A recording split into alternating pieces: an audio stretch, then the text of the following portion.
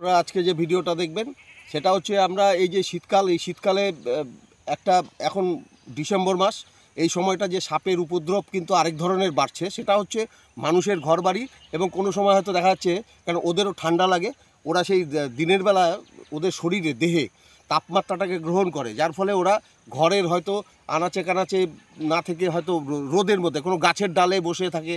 তারপর আপনার কোনো ইটের গাদা দেখলে সেখানে হয়তো সাপ বসে থাকছে। আবার ধরুন কোনো কারণে যদি মেঘলা আবহাওয়া থাকে, সেই ক্ষেত্রে কিন্তু সাপেরা আপনার ঘরের ফ্রিজে পর্যন্ত ঢুকে যাচ্ছে। সেগুলো আমার আজকে ভিডিওর মধ্যে দেখতে পাবেন, এবং সাপগুলোকে আমরা এখনই রিলিজ করে দিচ্ছি এই এলাকাতে। একটি ভালো এলাকা, সুন্দর এলাকা, যেখানে জঙ্গল আছে প্রচুর। হ্যাঁ, এই এলাকাতে আমরা রিলিজ করছি। তারপরে আমার ভিডিওটা একটু দেখবেন, সেই কীরকম ধরনের জায়গাতে সাপ ঢুকতে পারে এবং কোন কোন জায়গায় সাপ উঠে বসে থাকতে পারে একমাত্র রৌদ্রের তাপ গ্রহণ করবার জন্য। তো এইগুলো বিষয়গুলো সতর্ক থাকতে হবে সকলকে, এবং প্রতিটা প্রাণীকে, বন্যপ্রাণী হচ্ছে আমাদের, প্রতিটা বন্যপ্রাণীকে রক্ষা করবার দায়িত্ব আমাদের। এবং এই বন্যপ্রাণীরা যদি ঠিক থাকে, বন্যপ্রাণীদের যদি কোনো ব্যাঘাত না ঘটে জীবনযাত্রায়, তাহলে মানুষেরও কিন্তু, আমরা যে মানব সভ্যতা, সেটাও সুস্থ এবং সবল থাকবে। চলুন তাহলে সাপগুলো ছাড়ি।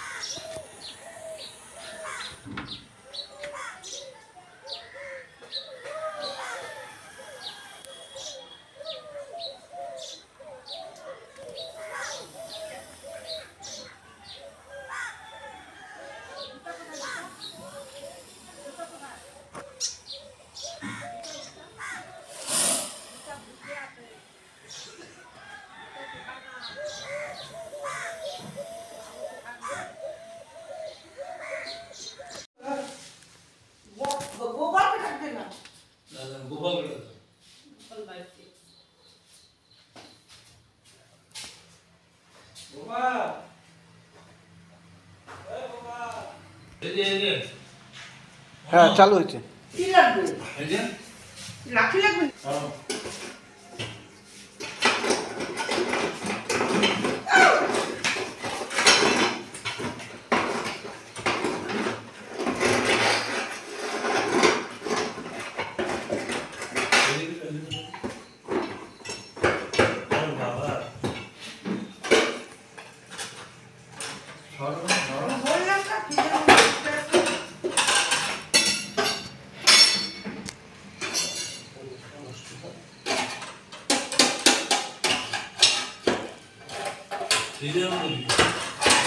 বললাম না কি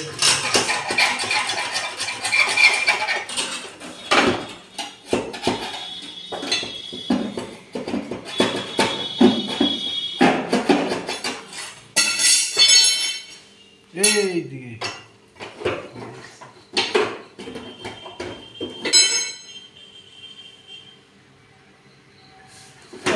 চল বেড়া।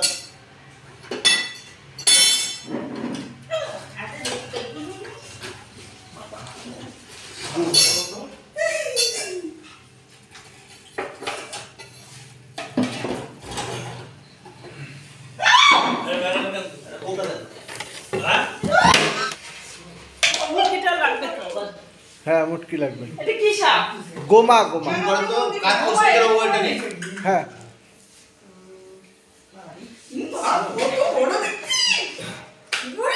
বড় সাপই চিনি না আমি। তুমি তো ধরা না তুলি মুক্তিটা দে। মুক্তিটা আনে আটবেই না ওর নাই আটবে না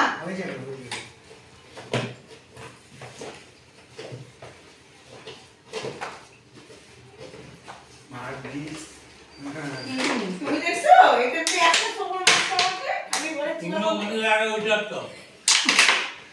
ওইটা তো হবে।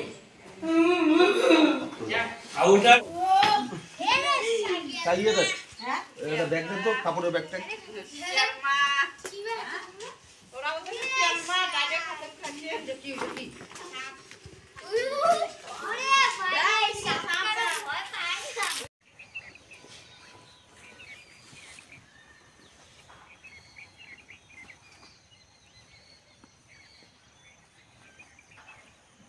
ওইটা সিজার করে না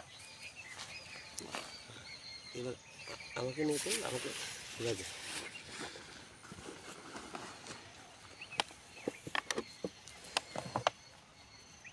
জিপটা তো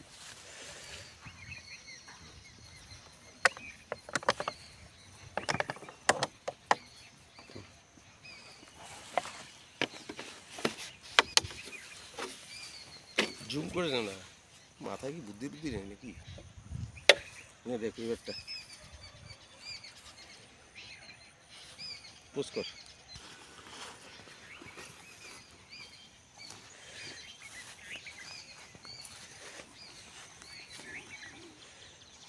সামনে না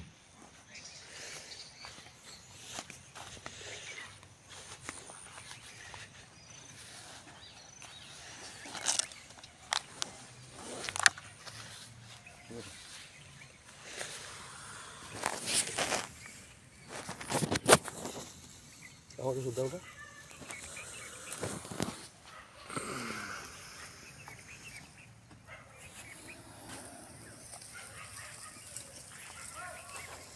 জুম কর ভালো জায়গা গেছে